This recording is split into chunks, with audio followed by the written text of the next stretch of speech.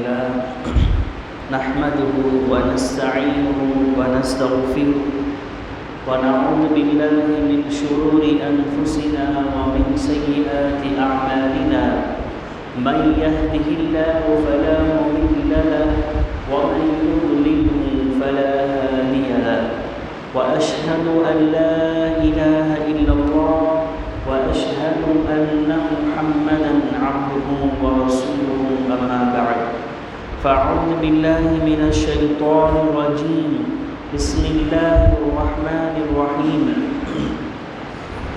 يا أيها الذين آمنوا اتقوا الله حق تقاته ولا تموتن إلا وأنتم مسلمون يا أيها الناس اتقوا ربكم الذي خلقكم من نفس واحدة وخلق منها زوجها وبث منهما رجالا كثيرا ونساء واتقوا الله الذي تساءلون به والأرحام إن الله كان عليكم رقيبا اللهم صل على محمد وعلى آل محمد كما صليت على إبراهيم وعلى آل إبراهيم إنك حميد مجيد اللهم بارك على محمد وعلى آل محمد كما باركت على إبراهيم وعلى آل إبراهيم إنك حميد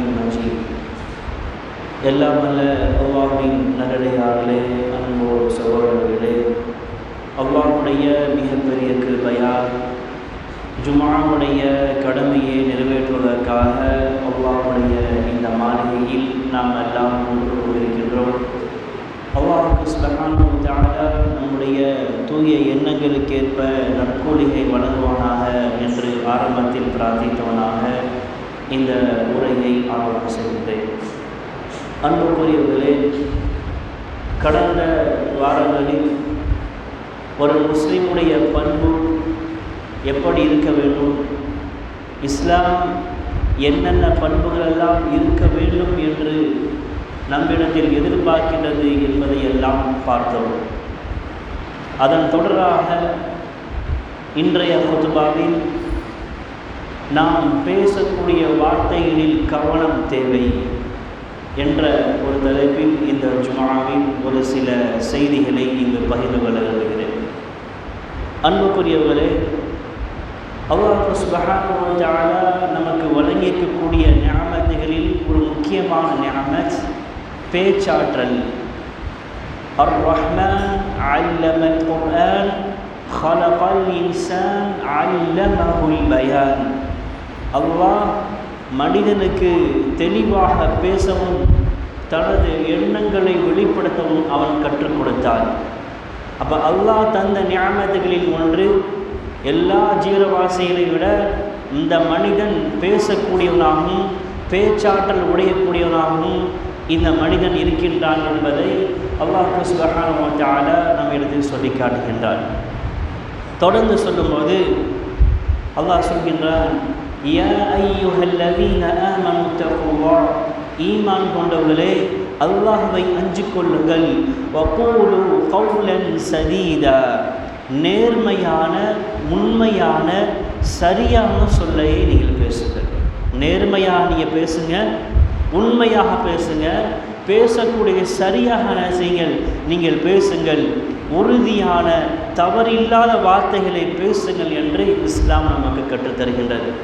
அதே போன்று அல்லாஹ் சொல்கின்றான், வகூலு கௌலம் மஅரூஃப, நல்ல கண்ணியமான இனிமையான சொற்களை நீங்கள் மக்களிடத்தில் பேசுங்கள். நீங்கள் பேசக்கூடிய வார்த்தையில் கண்ணியமாக பேசணும், இனிமையாக பேசணும், நல்ல சொற்களை நீங்கள் பேசுங்கள், அல்லது மக்கள் ஏற்றுக்கொள்ளும் நன்மையான வார்த்தைகளை நீங்கள் இது செய்யுங்கள், பேசுங்கள் என்று அல்லாஹ் சுப்ஹானஹு வ தஆலா நமக்கு சொல்லி காட்டுகிறார்.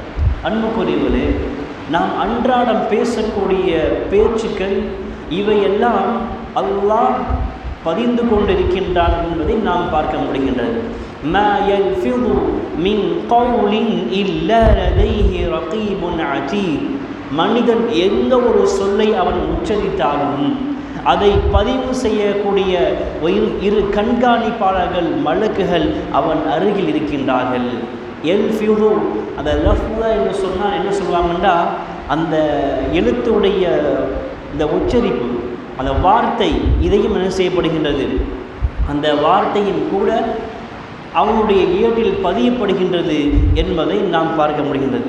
அப்போ நம்ம பேசக்கூடிய பேச்சுக்கள் அது நல்லதாக இருந்தாலும் கெட்டதாக இருந்தாலும் உண்மையாக இருக்கின்றதா அல்லது பிறரை புண்படுத்தக்கூடிய சொல்லாக இருக்கின்றதா, இவை அனைத்தும் நம்முடைய ஏட்டில் பதியப்பட்டு கொண்டிருக்கின்றது என்பதை நாம் பார்க்க முடிகின்றது. அதே போன்று நபிகள் நாயகம் ஸல்லல்லாஹு அலைஹி வஸல்லம் அவர்கள் சொல்கின்றார்கள், இன்னல் அப்த லயதகல்லமு பிகலிமாத்தின் மின் ரிضوانில்லாஹ் லா யுல்கா லஹா பாலன். ஒரு அடியான் அல்லாஹ்வின் திருப்தியை பெற்றுத்தரும் வார்த்தையை அதனுடைய முக்கியத்துவத்தை உணராமலேயே அவன் பேசிவிடுகின்றான். யதார்த்தமான ஒரு பேச்சு, அந்த பேச்சு எப்படி இருக்கின்றது, அல்லாஹ்வை திருப்திப்படுத்தக்கூடிய நிலையில் இருக்கின்றது. அவன் பேசக்கூடிய அந்த பேச்சு அவனுக்கே அறியலை, நாம் பேசக்கூடிய வார்த்தை நல்ல வார்த்தை என்று. ஆனால் யதார்த்தமாகவே அவனுடைய அந்த பேச்சுக்கள் அவனுக்கு அல்லாஹ்வுடைய மின் ரிضوانில்லாஹ் அல்லாஹ்வுடைய பொருத்தத்தை அடையக்கூடிய பேச்சாக இருக்கின்றது. எனவே அல்லாஹ் யர்ஃபஉல்லாஹு பிஹா தரஜாத், அல்லாஹ் அந்த பேச்சின் மூலமாக அல்லாஹ் அவனுடைய அந்தஸ்தை உயர்த்துகிறார். அதே போன்று இன்னொரு அடியான் இருக்கின்றான், وَإِنَّ الْعَبْدَ لَيَتَكَلَّمُ بِكَلِمَاتٍ مِنْ سَخْطِ اللَّهِ. இந்த அடியான் எப்படிப்பட்டவன் தெரியுமா, அவன் பேசக்கூடிய பேச்சு அல்லாஹ்வை கோபத்தை ஏற்படுத்தக்கூடிய பேச்சாக இருக்கின்றது. அவன் தன்னை உணராமலே அல்லாஹ்வுக்கு கோபத்தை ஏற்படுத்தக்கூடிய பேச்சை பேச விடுகின்றான். அந்த பேச்சின் காரணமாக அவன் யஹ்வி லஹா பிஃபிஹி ஃபி ஜஹன்னம், அவன் செல்லக்கூடிய இடம் நரகமாக இருக்கின்றது என்று நபிகள் நாயகம் ஸல்லல்லாஹு அலைஹி வஸல்லம் சொல்கிறாங்க. அப்போ நம்ம யதார்த்தமாக நிறைய செய்திகளை நம்ம பேசணும். குடும்பத்துக்குள்ள உரையாடல், கணவன் மனைவிக்கு மத்தியில் உள்ள உரையாடல், பிள்ளைகள்கிட்ட பேசக்கூடிய பேச்சுக்கள், சமுதாயத்தில் நாம் பிற மக்களோடு பேசக்கூடிய பேச்சுக்கள், இவை நாம் அறியாமல் நிறைய வார்த்தைகளை விடக்கூடியவனாக நாம் இருக்கின்றோம் அல்லவா. அப்போ பேசக்கூடிய பேச்சு, நான் ஏதோ ஒன்று பேசுகிறேன் எனக்கே தெரியலை, ஆனால் என்னுடைய வார்த்தை குறிப்பிட்ட இந்த நபரை காயப்படுத்தியது என்று சொன்னால் இதற்காக நாம் வறுமையில் குற்றம் பிடிக்கப்படுவோம். அப்போது நம் மக்கள் மத்தியில் பேசும்போது அந்த வார்த்தைகள் எல்லாம் இனிமையாக இருக்க வேண்டும். அந்த பேச்சின் மூலமாக நம்முடைய அந்தஸ்துகள் உயரப்பட வேண்டும் என்பதை ஒரு மூமின் குறிக்கோளாக கொள்ள வேண்டும். அன்புக்குரிய சகோதரர்களே, அதே போன்று இன்னும் ஒரு ஹதீஸ் நாம் பார்க்கணும், ஒரு நீண்ட ஹதீஸ். முஆத் இப்னு ஜபல் ரலியல்லாஹு அன்ஹு அவர்கள் அல்லாஹ்விடத்துல கேட்குறாங்க, யா ரசூலுல்லாஹ் அக்பிர்னி பிஅமலின் யுத்கில்னில் ஜன்ன வ யுபாஇதுனி மினன் நார். அல்லாஹ்வுடைய தூதரே, என்னை சொர்க்கத்தில் நுழைய செய்து நரகத்திலிருந்து என்னை தூரமாக்கும் ஒரு செயலை எனக்கு நீங்கள் அறிவியுங்கள். இப்போ ரசூலுல்லாஹி ஸல்லல்லாஹு அலைஹி வஸல்லம் தொடர்ந்து சொல்கிறாங்க, லகத் சஅல்த அன் அதீம், நீங்கள் ஒரு பெரிய விஷயத்தை கேட்டிருக்கிறீங்க அப்படின்னு சொல்லிட்டு நபி ஸல்லல்லாஹு அலைஹி வஸல்லம் ஒவ்வொன்றாக சொல்கிறாங்க. அதில் முதல்ல சொல்கிறாங்க, குஃபன் அலைக ஹாதா யா இப்னில்லாஹ் வ இன்ன லமுஆஹுதுன பிமா நதகல்லமு பிஹி. தொடர்ந்து சொல்கிறாங்க, நீங்கள் அல்லாஹ்வுக்கு இணை வைக்காதீங்க, தொழுகையை சரியான முறையில் நிலைநாட்டுங்கள், ஜகாத்தை சரியாக கொடுத்து வாருங்கள், ரமலானில் நீங்கள் நோன்பு நோற்றுக்கொள்ளுங்கள், ஹஜ்ஜு செய்யுங்கள், இப்படி எல்லாம் சொல்லிவிட்டு ஒன்று சொல்கிறாங்க, இவை அனைத்தையும் சேர்த்து ஒரு அடிப்படையான ஒன்றை உங்களுக்கு சொல்லித்தரட்டுமா அப்படின்னு கேட்குறாங்க. மேலே அல்லாஹ்வுக்கு இணை வைக்காதீங்க, தொழுகை நிலைநாட்டுங்கள், ஜகாத்தை கொடுங்கள், ரமலானில் நீங்கள் நோன்பை நோற்றுக்கொள்ளுங்கள், அதே போன்று ஹஜ்ஜை நீங்கள் செய்யுங்கள், இவையெல்லாம் சொல்லிவிட்டு இவையெல்லாம் சேர்த்து இதற்கு அடிப்படையான ஒன்றை உங்களுக்கு நான் சொல்லித்தரட்டுமா என்று சொன்னபோது அந்த சஹாபி சொல்கிறாங்க, நஅம் யா ரசூலுல்லாஹ், நீங்கள் சொல்லுங்கள் என்று சொல்லிவிட்டு இந்த நாவை பிடித்து காட்டி சொல்கிறாங்க, இதை நீங்கள் கட்டுப்படுத்தி கொள்ளுங்கள். யார் ஒருவர் நாவையும் இரு தொடைகளுக்கு மத்தியில் உள்ள மர்ம பகுதியையும் பாதுகாத்து கொள்வாரோ அவர் நாளை மறுமையில் சொர்க்கத்துக்கு நான் பொறுப்பேற்றுக் கொள்கின்றேன் என்று நபிகள் நாயகம் ஸல்லல்லாஹு அலைஹி வஸல்லம் அவங்க சொல்கிறாங்க. இந்த ஹதீஸை நம்ம பார்க்கும்போது ஹஸாயிது அல்சினதஹும், உங்களுடைய நாவும் பாவங்கள் சம்பாதிக்கின்றது. எப்படியான பாவங்கள் சம்பாதிக்கிறது? நாவை எப்படியெல்லாம் நாம் கட்டுப்படுத்த வேண்டும்? முதல் செய்தி பொய் பேசுவது. இரண்டாவது சொல்கிறாங்க புறங்கூறுவது. இதை பார்க்குறோம் இல்லையா? புறம் கூறுவது ஒரு சாதாரண ஒரு கேஷுவலான விஷயமாயிடுச்சு. யாரை பற்றி வேணாலும் புறம் கூறுவோம். அந்த புறம் கூறுவது ஒரு இன்ட்ரெஸ்டிங்கான ஒரு செயலாக ஆயிடுச்சு. அப்போது நாவை கட்டுப்படுத்துவது என்று சொன்னால் பொய் பேசக்கூடாது. இரண்டாவது அவர் புறம் கூறக்கூடாது. மூன்றாவது அவதூறை பரப்புவது. இதுவும் இன்றைய காலத்தில் மிகவும் சகஜமாக மக்களிடத்தில் உள்ளது. அவதூறை பரப்புவது, பிறருடைய உணர்வை காயப்படுத்துவது. உண்மையிலேயே அந்த தவறு செஞ்சிருக்கிறார்களே இவருக்கு தெரியாது, அதை பற்றியான ஞானம் இருக்காது. ஆனால் இவருக்கு அந்த அவதூறை பரப்புவதில் ஒரு ஆர்வம், அந்த அவதூறை பரப்புவதன் மூலமாக இவர் இன்பம் அடைகின்றார் என்ற அடிப்படையில் பார்த்தீங்கன்னு சொன்னால் அவதூறை அப்படியே அள்ளி வீசுவது. நான்காவதாக நாவை பாழக்கூடிய விஷயத்தில் இவருடைய பேச்சு சண்டையை தூண்டக்கூடிய பேச்சாக இருக்கும். இப்படி பார்க்குறோமா இல்லையா? அவரை பேசிட்டாலே பயமாக இருக்கும். இவர் பேச ஆரம்பிச்சிட்டா ஏதாவது ஒரு சண்டை வந்துடும், ஏதாவது ஒரு பிரச்சனை வந்துடும் என்று சொல்லக்கூடிய வகையில் அவருடைய பேச்சு சண்டையை தூண்டக்கூடிய பேச்சாக இருக்கின்றது. ஐந்தாவது அல்லாஹ்வை பற்றி பொய்யாக பேசுவது. அல்லாஹ்வை பற்றி பொய்யான கதைகளையும் விட்டு கதைகளையும் சொல்லுவது. அடுத்ததாக சொன்னாங்க பிறர் மனதை புண்படுத்தக்கூடிய வார்த்தைகள். இவை அனைத்தும் நாவால் அறுவடை செய்யப்படக்கூடிய பாவங்களாக இருக்கின்றன. கொஞ்சம் யோசிச்சு பாருங்க, இதையெல்லாம் நாம் செய்கின்றோமா அன்றாட வாழ்க்கையில்? ஒவ்வொருத்தரும் எனக்கும் உங்களுக்கும் கேள்வியாக நம்ம கேட்டுக்கொள்கிறோம்.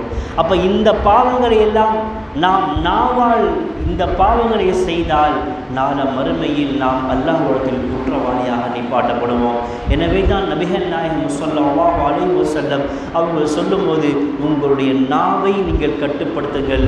நாவையும் மர்ம பகுதியையும் யார் பாதுகாத்து கொள்கிறாரோ நாளை மறுமையில் நான் அவர்களுக்கு சொர்க்கத்துக்கு நான் பொறுப்பேற்றுக் கொள்கின்றேன் என்று நபிகள் நாயகம் ஸல்லல்லாஹு அலைஹி வஸல்லம் அவங்க சொல்கிறார்.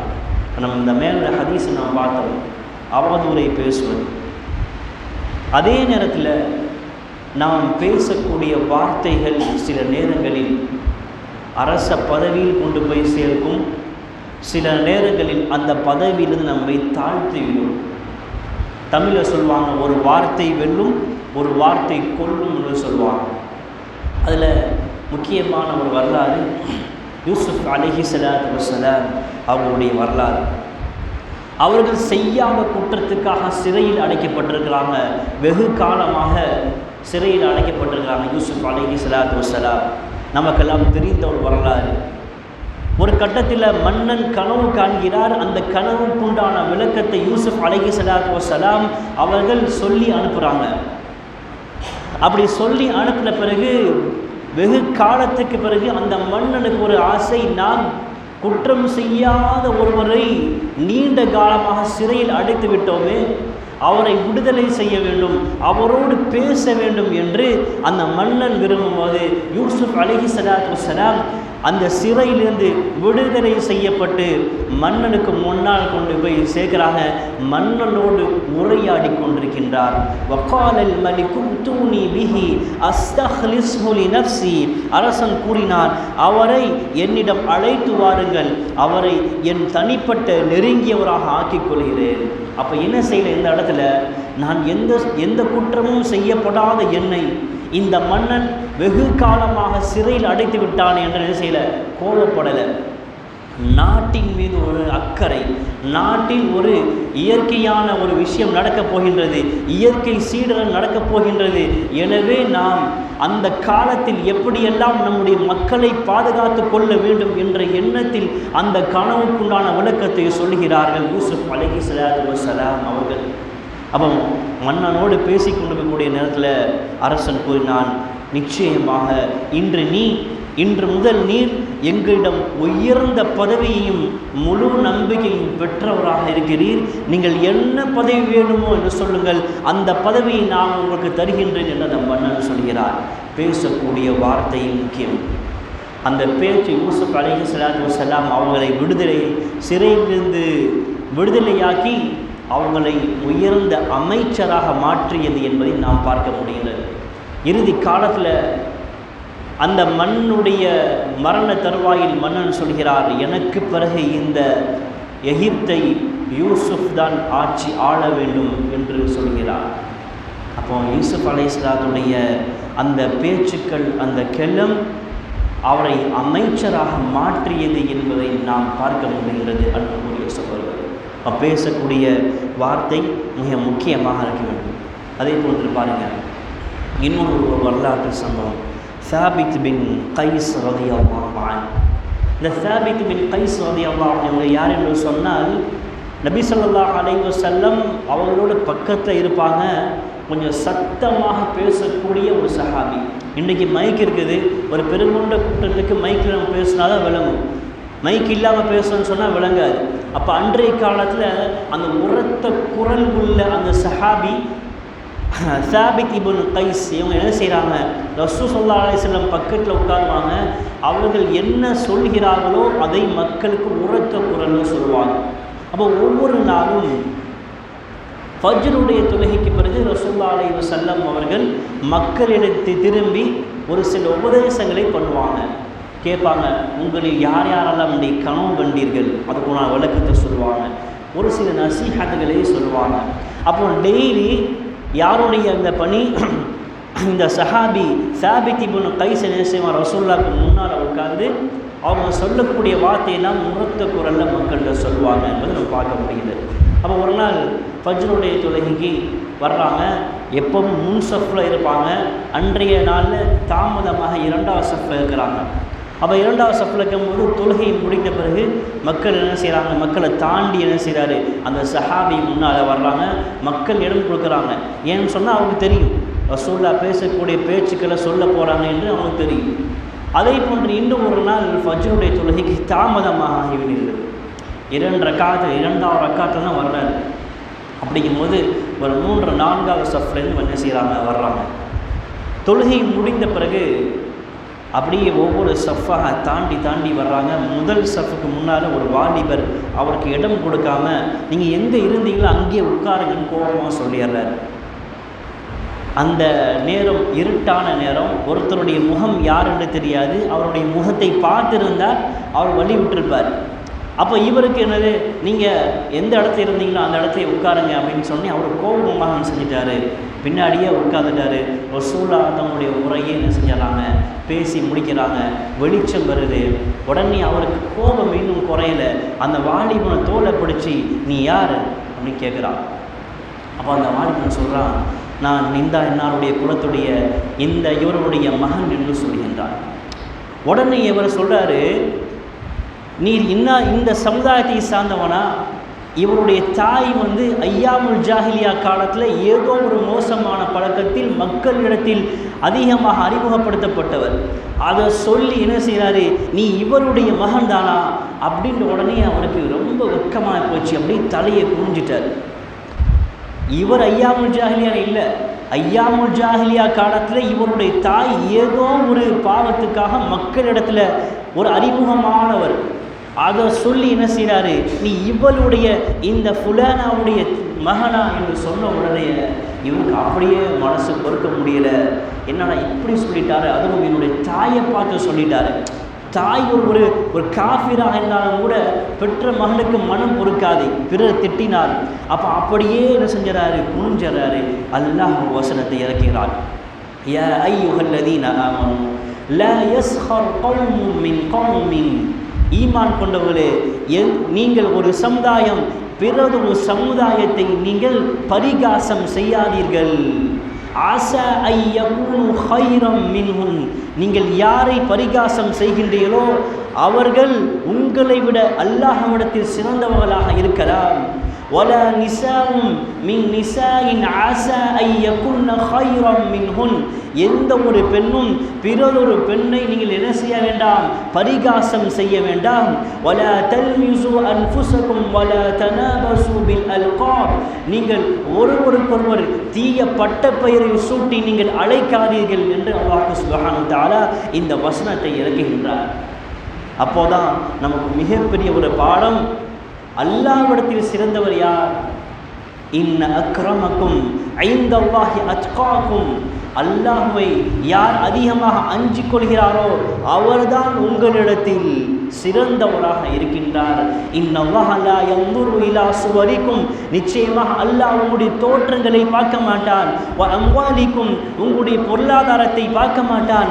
வலாக்கின் குலூபிக்கும், உங்களுடைய உள்ளத்தை பார்க்கின்றான். வ அமாலிக்கும், உங்களுடைய செயலை மட்டும்தான் அல்லாஹ் பார்க்கின்றான். எனவே நாம் பேசக்கூடிய வார்த்தை பேச்சுக்களில் மிக மிக கவனம் தேவை. இந்த பேச்சுக்கள் நம்மை நரகில் கொண்டு போய் சேர்க்கக்கூடியதாக இருக்கின்றது.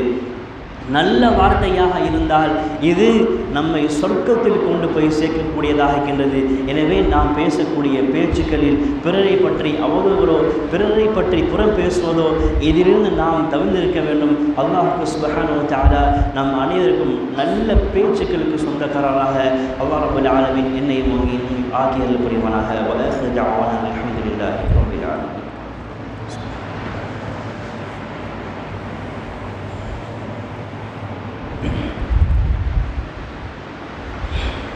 الحمد لله والصلاة والسلام على رسول الله محمد بن عبد الله صلى الله عليه وعلى آله وصحبه وسلم تسليما كثيرا.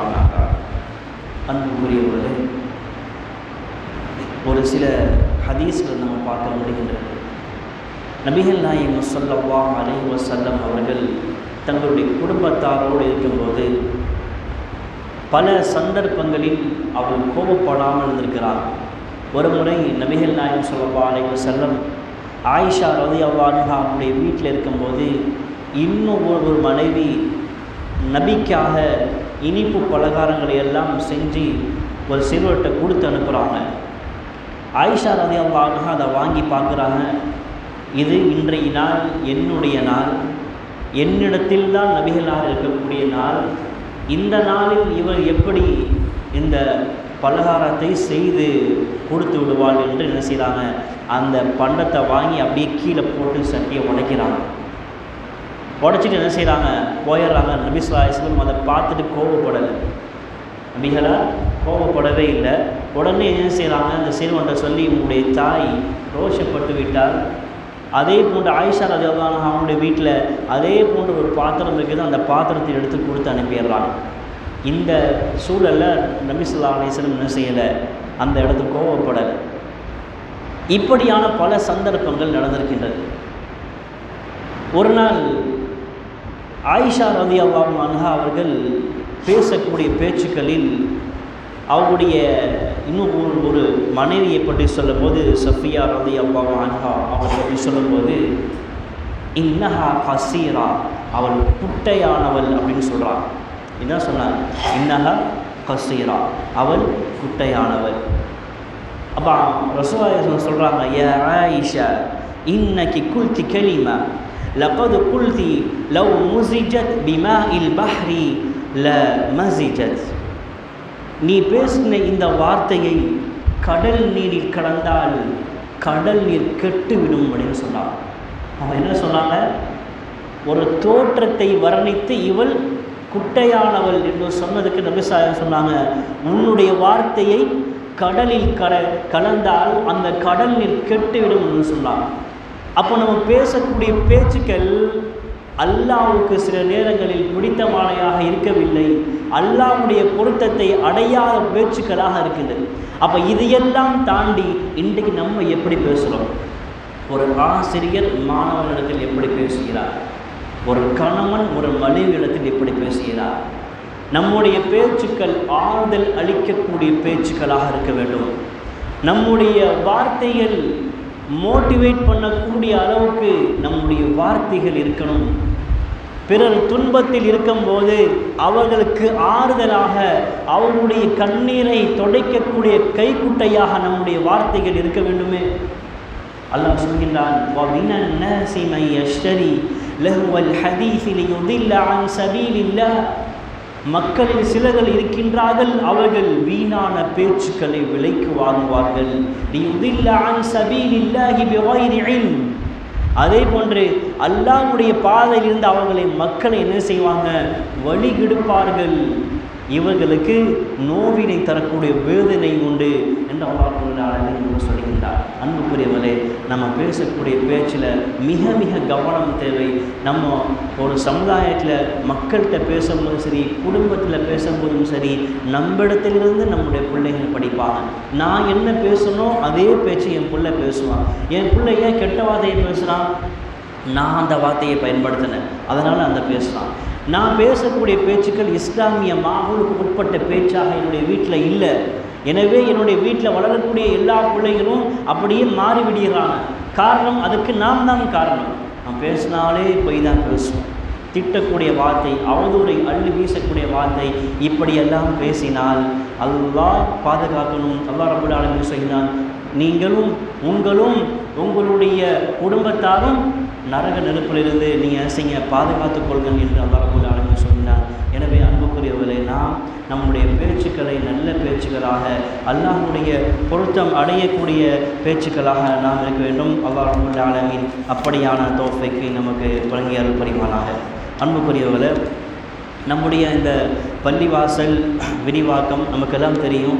இன்றைக்கு இவ்வளோ கூட்டமாக இருக்கிறோம், இன்னும் அதிகமாக நமக்கு இடங்கள் தேவைப்படுகின்றது என்ற அடிப்படையில் நம்ம கிட்டத்தட்ட தரைத்தளம் ஒரு 1250 சதுர அடிக்கும், மேலே முதல் தரம் 1250 சதுர அடி, மொத்தம் 2500 சதுர அடியில் இந்த பள்ளிவாசல் கட்டுமானத்துக்காக செய்யப்படுகின்றது, மேற்கொள்ளப்படுகின்றது.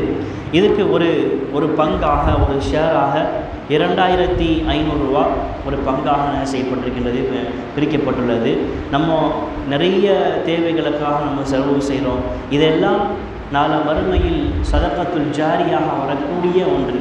இந்த பள்ளிவாசல் மறுமை நாள் வரைக்கும் இயங்கும். நீங்கள் மௌத்தான பிறகும் கூட இந்த பள்ளிவாசலில் தொடரக்கூடிய ஒவ்வொரு நன்மையும், இந்த பள்ளிவாசல் என்னென்ன ஏராளமான நன்மையெல்லாம் நடக்கின்றதோ இதனுடைய எல்லா நன்மையும் ஒரு ஷேர் உங்களுக்கு கண்டிப்பாக வரும். இதுதான் சதகத்துல் ஜாரியா. உலகத்தில் நம்ம நிறைய சொத்துக்களை சேர்த்துருப்போம், நிறைய வெல் செட்டில்டு ஆகியிருப்போம், நிறைய பிளான் பண்ணியிருப்போம். ஆனால் அதையெல்லாம் விட நாம் மூத்தா போய்விட்டால் இது மட்டும்தான் நமக்கு கை கொடுக்கும். அப்போ சதகத்துல் ஜாரியா உங்களால் ஒரு பங்கோ 2 பங்கோ எவ்வளோ பங்கு உங்களால் கொடுக்க முடிகின்றதோ இன்ஷா அல்லாஹ் நீங்கள் அதிகமாக தாராளமாக இந்த பள்ளிக்கு நீங்கள் என்ன செய்யுங்க, நீங்கள் அள்ளி கொடுங்கள். அல்லாஹ் ரப்பல் ஆலமீன் நம்முடைய அனைத்து நன்மைகளையும் ஏற்றுக்கொள்வானாக.